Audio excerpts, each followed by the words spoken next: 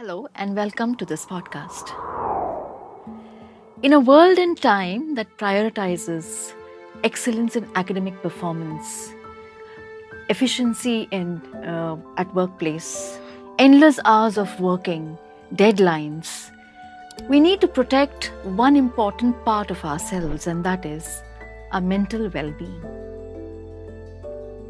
Today we have with us a counsellor, Mr. Cipriano Fernandes, presently a counsellor at Goa University, and he's going to take us through the challenges of mental well-being.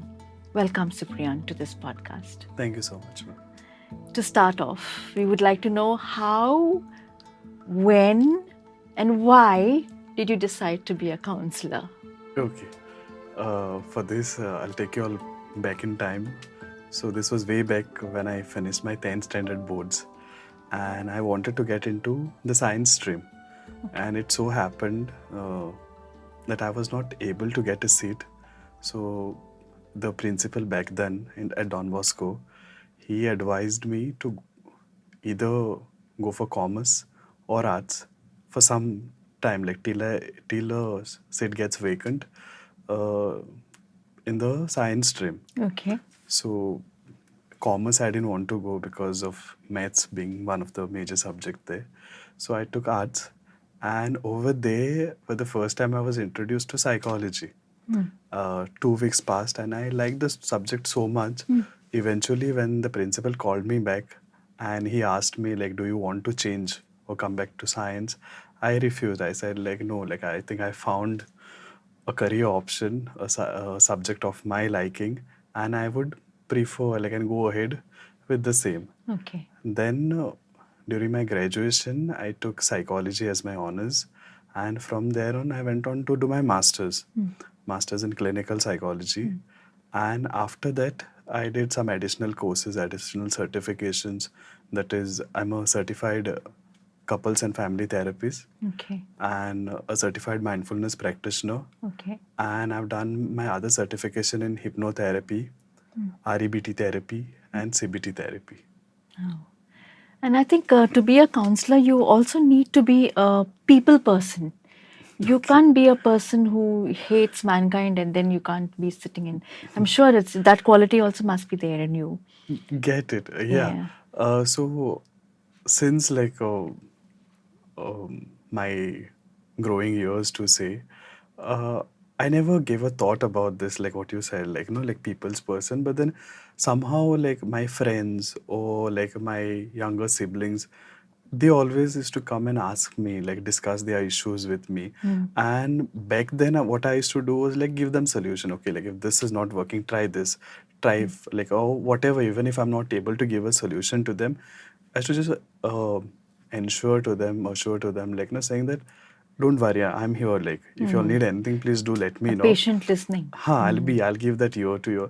Later, after getting to know psychology, studying, like, like during my graduation, and the thing was like those ethics that we are taught, like, you should be empathetic, you should be guiding a person. What a counselor should do is guide the person, never to give solution. As you have said, like, maybe it was there. It was already there. Only thing, like, when I got to study the subject, that was the time I said, like, let's get a career out of it. And what is the approach you normally adopt when you go in for a potential client counseling? Like, what is the approach? What I usually follow is the Rogerian style, wherein it's called the unconditional positive regard. What is that? So, like, unconditional positive regard in therapeutic sense means the person sets an anchor in the therapist saying that no matter what, this person won't be judging me. Okay. This person will be there like professionally, and it would be like a very confidential matter. So unconditional positive regard, you are being there for the client and throughout the journey, like. We'll just move on to a very very kind of challenging topic, and that is anxiety. Okay. Because today, I think if I speak, I'm speaking as a teacher. I've been seeing students who kind of face anxiety issues, and so what they do is they either run away from challenges, or they go into depression, or they get into substance abuse, or some Get such it. things. So, Get it. what, according to you, are some of the common causes for this kind of a toxic or a negative, kind Okay. of behavior or life? Ma'am, what I would say, anxiety is a result of a conflict Okay. from your past mostly. Now, that past can be years behind you, months behind, or just minutes behind. And when we talk in terms of like psychological disorders or psychological issues, we can't pinpoint for a fact and say like, this is causing anxiety or this is causing depression. There will be multiple factors Okay. layered out there, and some of them can be genetic, some of them can be environmental. The nature nurture theory sort of like.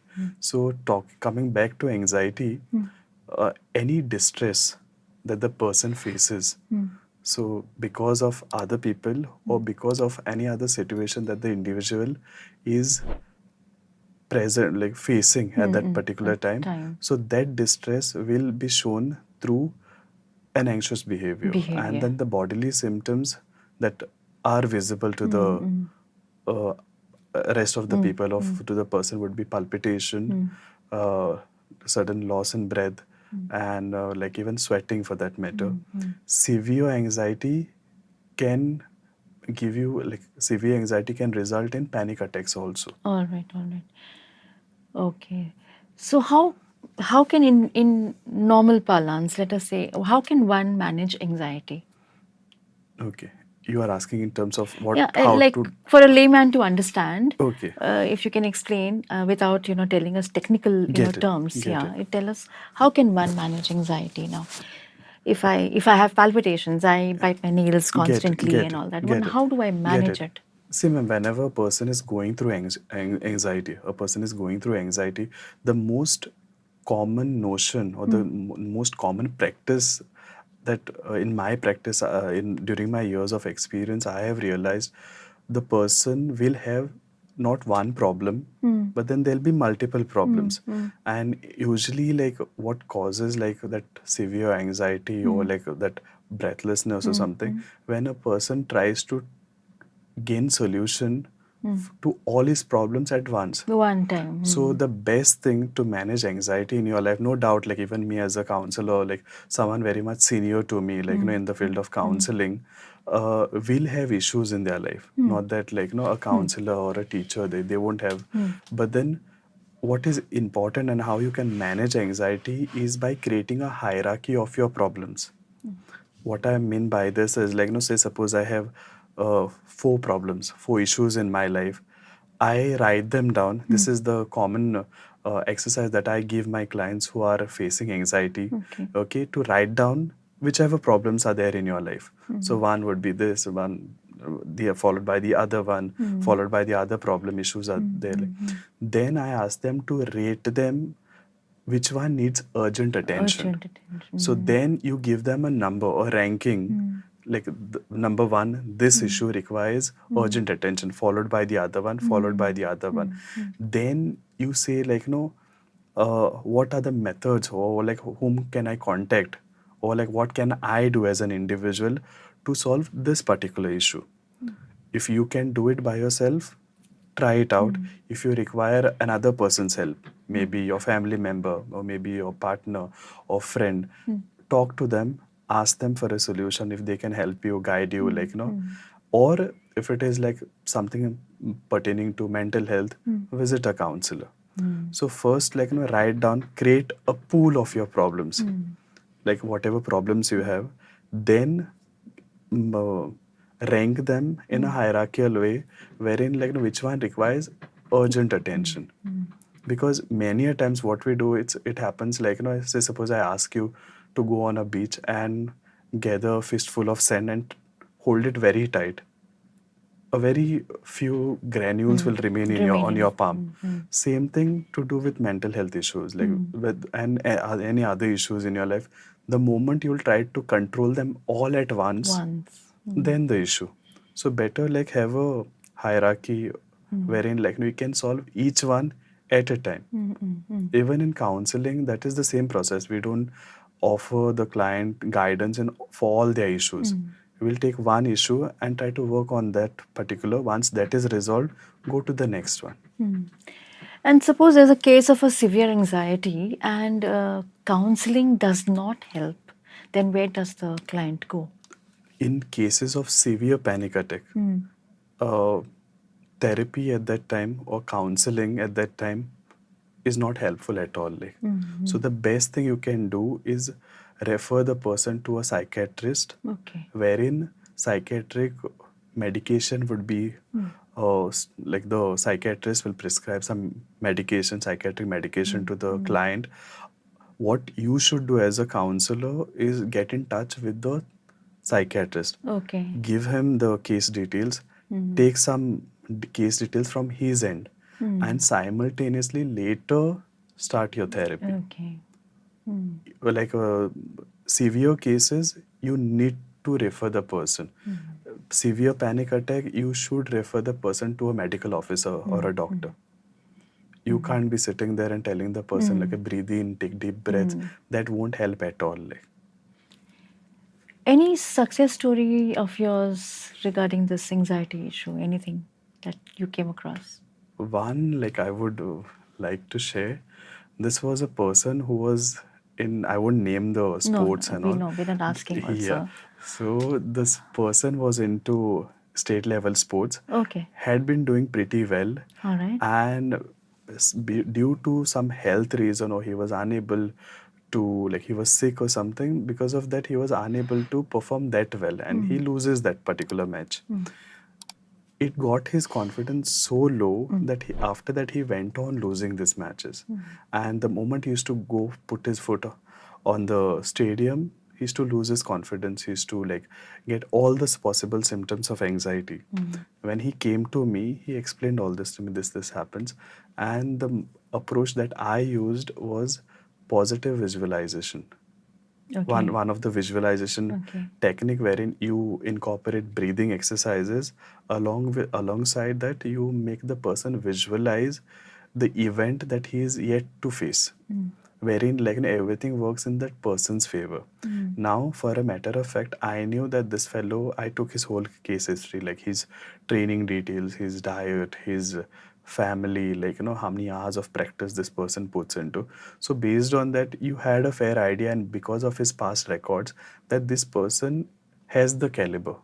So based on such cases, like you can go along and prepare a rough script of positive visualization, wherein like I made him visualize, like in that script the whole thing was that he plays the game, and details were like so like detailing was done in the script at such a level, what clothes he's wearing, what time of the day it is, how is the surrounding. Okay, Specific. Very specific. specific. And after each round of playing the match, like how is his body responding, because he has been already been playing, so he knew how his body was reacting.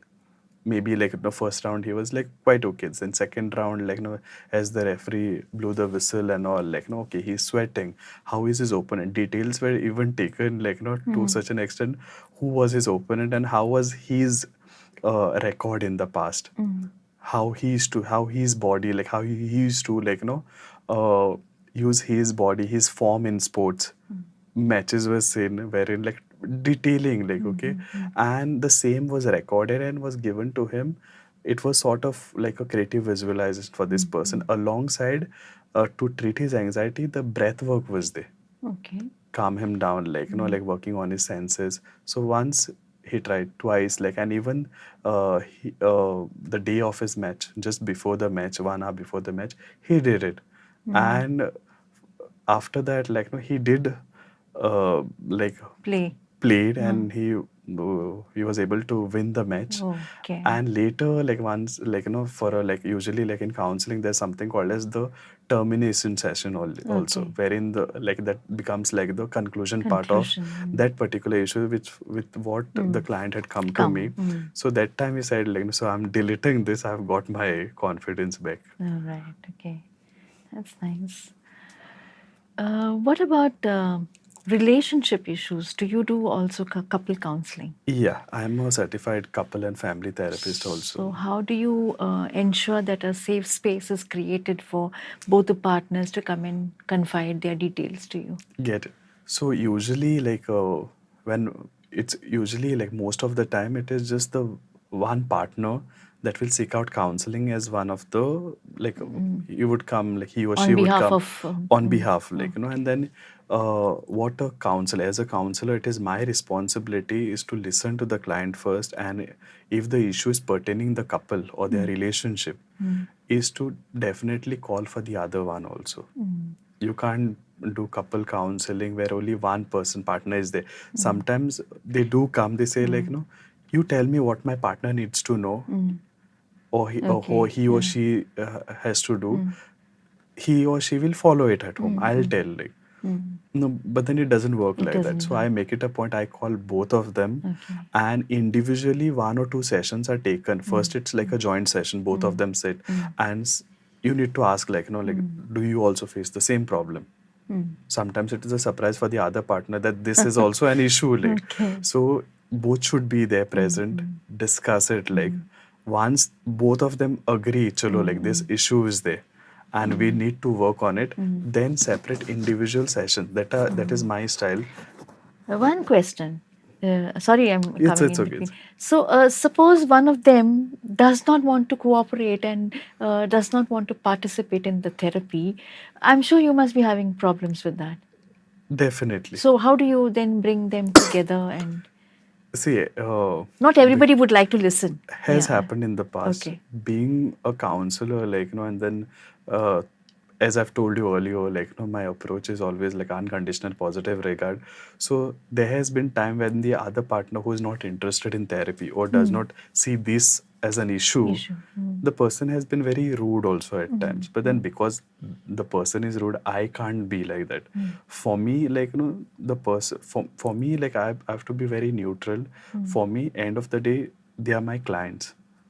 Okay. That empathy is there. I want them to find a solution to their issue, but then that becomes my boundary. And sometimes if the one partner is like totally not for therapy, there's nothing much you can do. It's like you can take the horse to the water, but then you can't make the horse drink the water. Okay.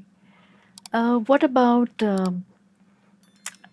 topics like, maybe you would have had couples coming, on grounds of infidelity, Okay. trust issues, or some, kind of an emotional disconnect between them. So, if you've faced these kind of, cases, do share with Yeah. us. Yeah. So, Ma'am, generally, what they come with, get it. or maybe even communication. No. Get it. Yeah. Okay. Get it. So when we talk about relationship issues, some of the issues are like definitely communication, and trust issues also are there between couples. Whenever any couple comes with the issue pertaining to trust, I always tell them like this even to my students like when they are early stage like of their relationship, any relationship, regardless, like whether it's a romantic relationship, a sibling relationship, a friendship, or your relationship with your parents, a relationship will only last. Only if two factors are there. That is trust and respect. If you are there, if you can trust the person and you can get the trust back, then the relationship will work. Secondly, to do with respect. If you respect the person, you will trust the person, and if the other person really respects you, will never break your trust. All the other elements of love that are there, like But it should be two ways. it should be two ways, definitely. And other issues such as like infidelity, cheating, partner cheating on each other, sometimes justifications are given. I had a recent case, like wherein this woman was there. She comes to me and she's like, uh, and this was not even a issue according to her. She said like she was coming for another issue for therapy, and while talking to her, I got to know she mentioned like my partner did cheat on me, Okay. and it was my fault only. So I was a bit taken back. Like I was like, if your partner cheats on you, how is it your fault? So, and as a therapist, I can't say like, no, this is wrong. As a counselor, you're not, never supposed to say like, you're supposed to guide the client. So I happened to ask her, like, would you like to tell more about this? She's like, no, like we had a fight and things were not going well. So in that anger, he went and he had a relationship with Okay. another person. It's So some form of revenge, kind form of a of. revenge. And when he complained, he came back to her and said like, when he was caught, he said like, no, this I did because of you. Okay. Okay. Okay, that was the time she also like, she was like, okay, fine, like the cause was me, like it happened because of me. And he told her it won't happen again. Okay. So such cases also of infidelity, they do come, but then in any given instance, a person will always have a choice. When I'm talking about cheating in relationship, the person always has a choice. And if any person justifies and says like, no, okay, the person should be given a second choice, or like, no, it was my fault as per my case, you should take it like with a pinch of salt, I would say, because there is a great chance or likelihood that the person will repeat the behavior all over again. 98% I would Habits say, die like, hard, they say. exactly, Okay. exactly. So these are some of the issues which I normally clients come during couples And it's not counseling. so easy to sit and listen to people's, stories.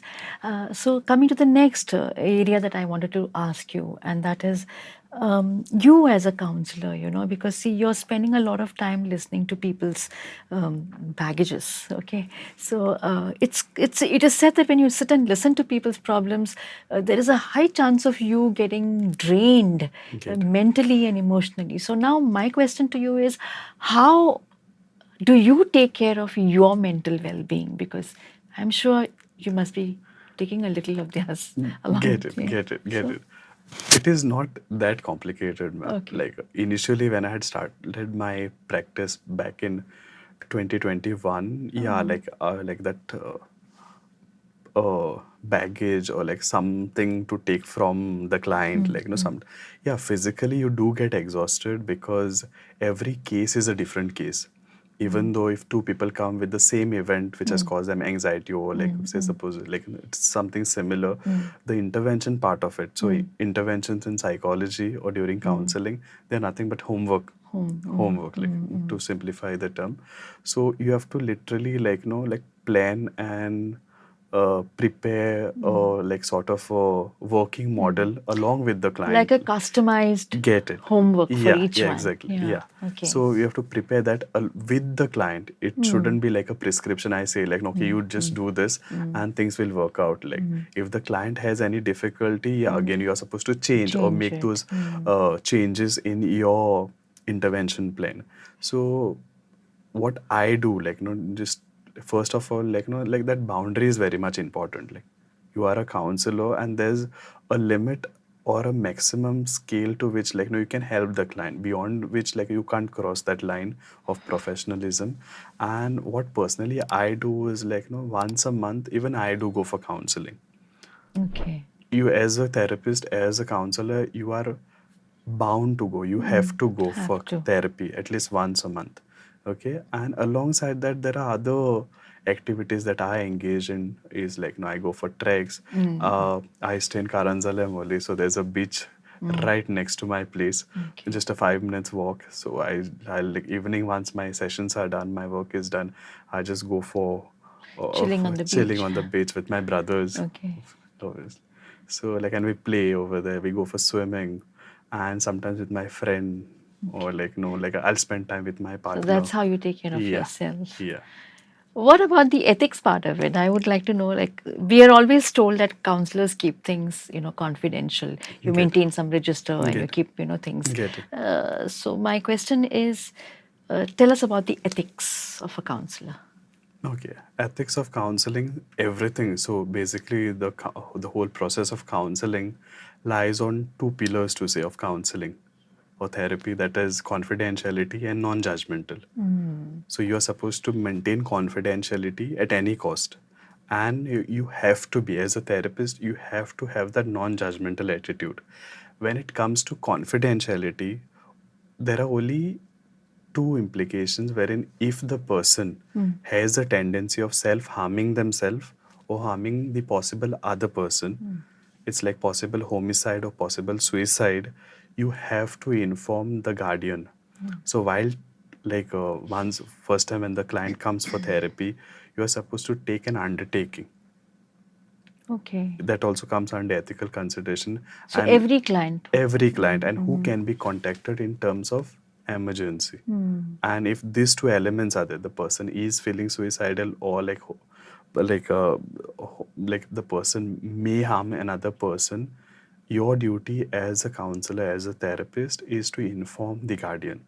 Certain cases, if it is very much severe, you can also inform the law enforcing What agency. if the client is the guardian himself or herself? Then what?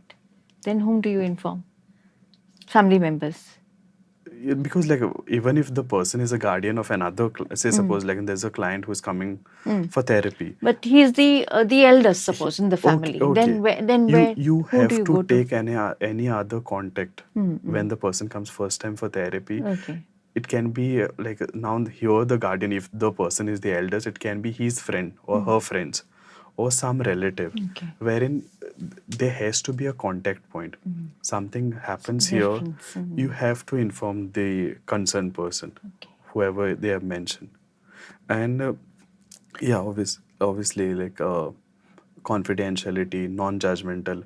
Along with that, what is also important, especially for those counselors who are practicing privately, you have to maintain the case files at least for 3 years. Okay. Ethical consideration, it says you should be maintaining those case files, even if after termination also you should maintain those case files for 3 years, after which you can dispose them of. And even disposing them of should be maintaining that confidentiality. It can be either Burning. burning would be better, so everything stays confidential. And I don't think you mentioned names of people on the register. No. See, in terms of those counselors, if you see even in our state of Goa, a lot of emphasis in present times has been being the government has been putting on mental health. So to do even higher secondaries are having their own counselors. Colleges, at least one or two maximum one, at least one counselor will be placed. Okay, so here as a professional duty and as a ethical consideration, every counselor should maintain a case file. Now, this case files, everything that has been discussed during the session. So, suppose the client comes to me, everything that has been the progress of the session, what has been discussed, what interventions have been given to the client, what issues, the case history of the client is maintained on those individual case files. Alongside that, the government or the principal or the other bodies that are there, they also need a account end of the day, because a counselor that is placed in a college or a school setup needs to show certain records. Now many a times what happens is that sometimes there's a tendency certain things may be shared, because I don't know how to keep records. So the best way is to have your case papers alongside that. Instead of even on the register, when we are maintaining a register, it's always better and advised to the counselor that they form a code system, wherein instead of the name of the Name. client going on the register, the It's a code. code goes. So that if the book is lost or Lost in also, some wrong or hand, wrong hand also. Yeah. And if for further records also, someone wants to come and check how many students have been coming, because end of the month you're supposed to file a report, Okay. how many students have been coming for counseling. The reason also, you can only simply state saying that the student came for counseling, that is the first time, and every follow-up session would be the student came for a follow-up and necessary interventions and interventions. guidance was given to the Given. client. That's it, along with the time slot from this time to this time, and you take the person's signature, so that authentifies saying that the person used to actually come for counseling. That's it. You're not at any cost. You're not supposed to be discussing the case matter with any other colleague, maybe another teacher or any other student. Only in terms of like possible homicide and suicide.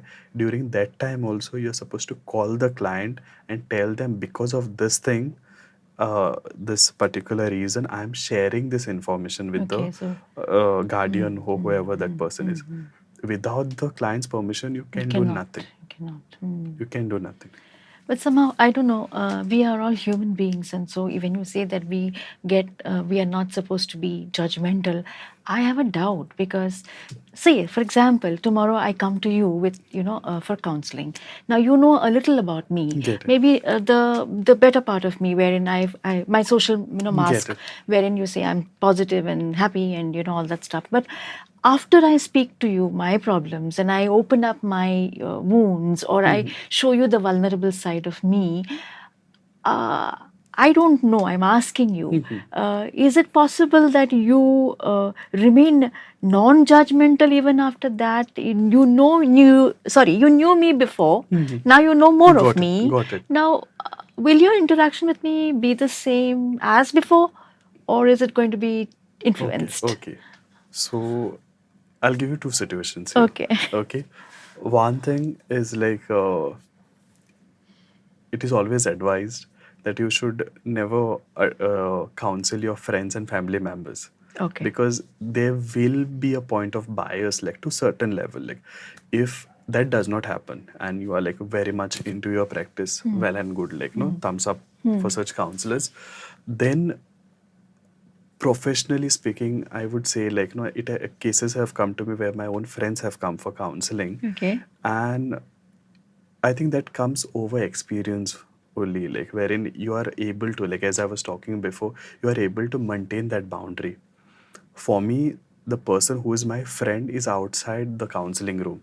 The moment the person enters the counseling space, he or she is my client, and my working with him or her are purely professional and counseling basis.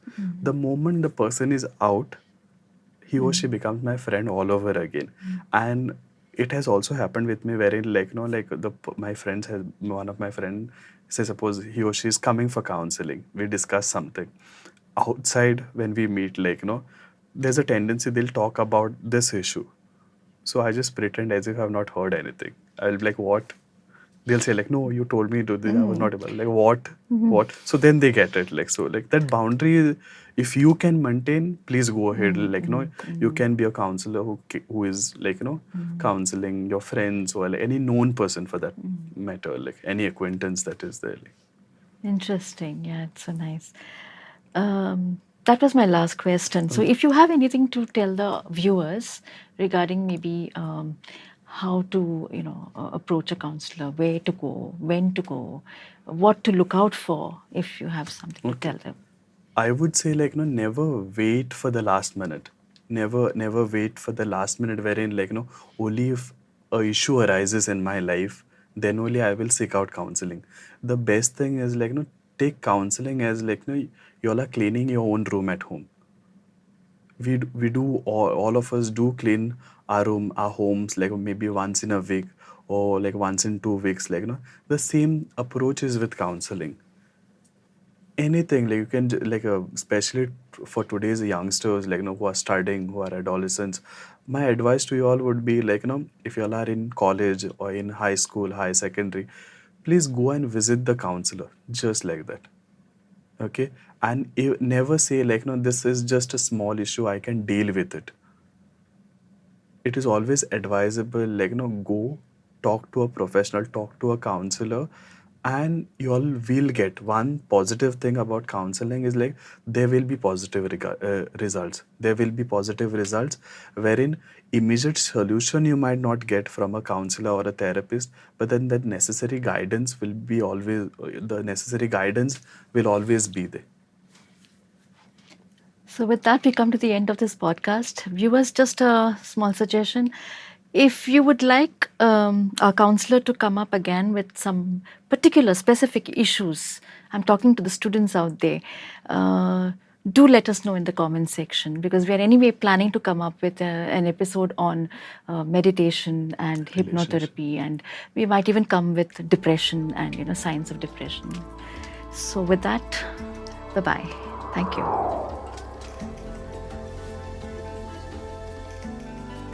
I would like to thank each and every one out there for watching the videos on my channel, for subscribing to my channel. But please don't forget to turn on the notifications so that you get timely updates. Thank you.